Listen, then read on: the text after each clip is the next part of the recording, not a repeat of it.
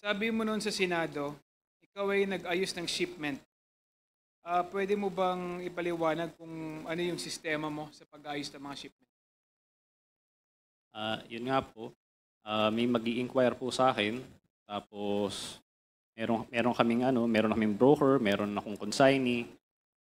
Yun po, kung ano yung mag-i-inquire sila sa akin kung ano yung duties and taxes all in nung isang container.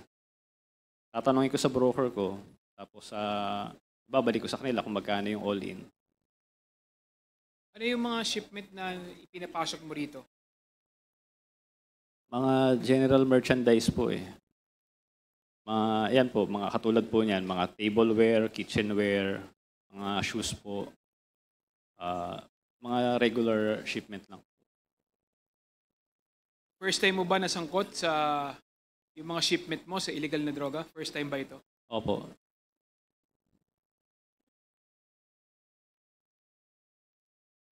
From the examiner hanggang sa collector, pati sa terminal handling, meron bang nakukuha kada container yung mga taga Bureau of Customs at umaabot ba ito sa commissioner? Opo, meron po. Magkano yung nakukuha nila? Ah, Hindi ko na po alam yung breakdown eh. Pero yan po, may iba-iba po kasi bawat departamento. Sino nag-impose ng TARA system na ito sa mga taga Bureau of Customs? Hindi ko po alam kung sino nag-impose, Your Honor. May kilala ka ba na nakinabang sa TARA system na ito? Nakinabang, siyempre lahat po sila yung sa ano po, yan. Mga taga Bureau of Customs po. Lahat po sila na binibigyan ng TARA. Nakinabang po silang lahat. Magkano kada isang container yung ibinibigay ninyo? Hindi ko na ang all-in ko po kasi 170,000 po eh. So, pero kasama din rin po kasi doon yung duties and taxes tsaka shipping line. Siguro po pagka nakuha ko po yung mga affidavit ko tsaka dokumento ko, masasagot ko po yan. Nakakailan ka kada isang linggo na container na nailalabas mo na binabayaran mo ng 170,000? Umabot po ng 100 po kada isang linggo. Ano-ano yung mga laman nun? Ayun po, mga general merchandise po. So, saan at kanino ka nagre-remit? Iba-iba po. So meron, katulad nga po, nabanggit ko po sa Davao Group, isa po yan. Sa mga taga Bureau of Customs din po. So, yun po, mga nagre-remit po ako sa kanila. Ibig mo bang sabihin, pag hindi ka nagbigay ng TARA, hindi lalabas yung shipment mo sa customs? Opo, kasi po, sila po yung may authority. Nung panahon po na yan, binuo po yung command center. So, yan pong command center, nasa kanila po lahat ng authority na mag-alert. Pero ayun nga po, dahil sila lang ang may authority na makapag-alert, tsaka makapag-release din ng container, nasa kanila din yung responsibilidad. Tuwing may, yan po, sa nangyari po sa amin, ganyan, dapat po kasama rin sila dito sa kaso namin. Paano pag halimbawa yung container mo legit naman? Okay naman yung mga nakalagay. Nagbibigay ka pa ba rin ng TARA para doon sa mga container na legit naman? Opo.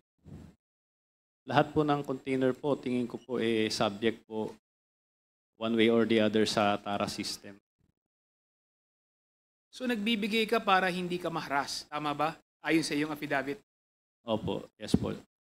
Ano bang description mo ng paghaharas sa iyo ng mga taga Bureau of Customs?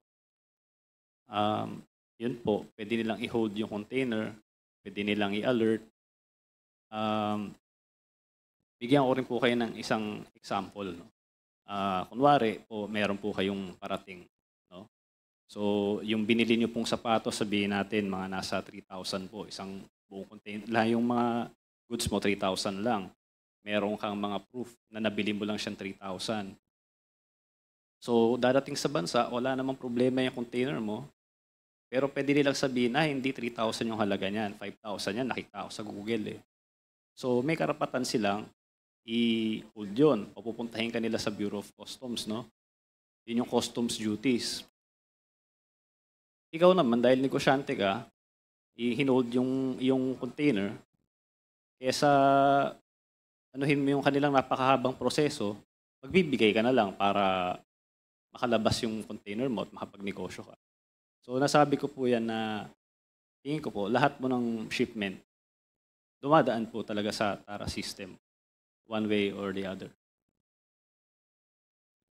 Sino-sino yung mga nangaharap sa'yo pag hindi ka nagbigay ng tara sa custom? Ayan po, isa po dyan yung Comsen.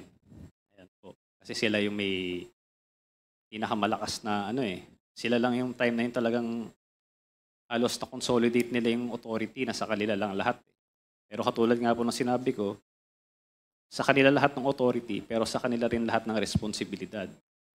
Kaya hanggang ngayon, tataka ako bakit hindi sila kasama dito sa kaso namin. Mark, ilang taon ka na? 33 po. 33. Anong taon ka nung nasama ka sa ganitong klaseng trabaho? 26 po. 26.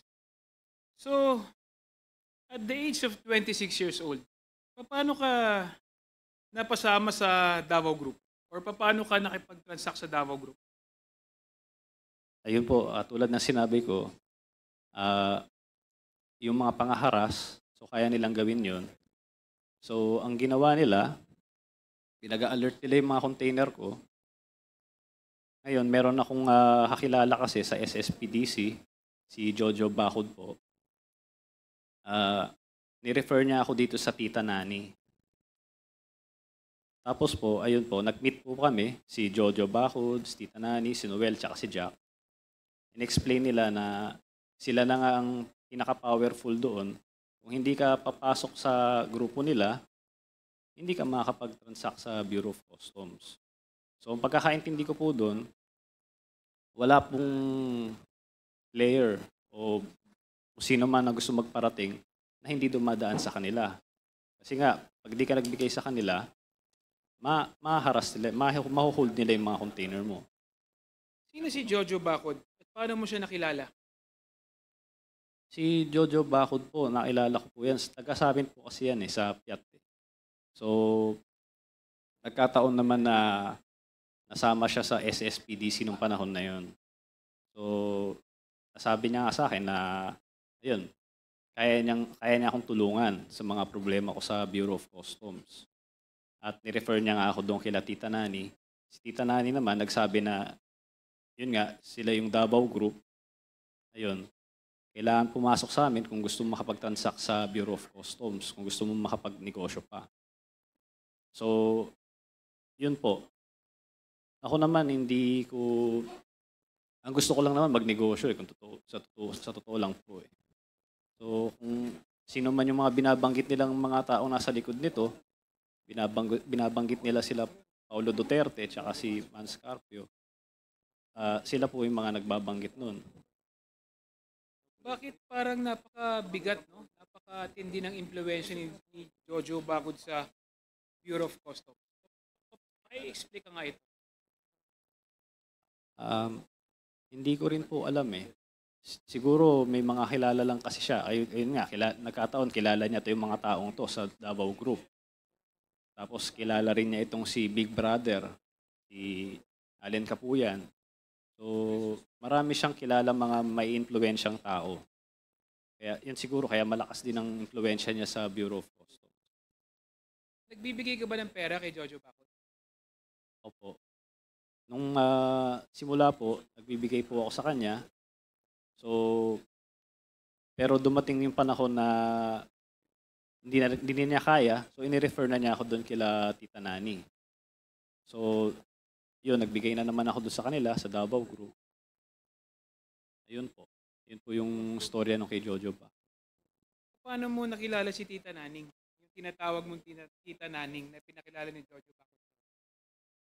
Ayun po, siya po, pinag-meet niya kami. Hindi ko na po maalala kung saang mall yun eh. Pero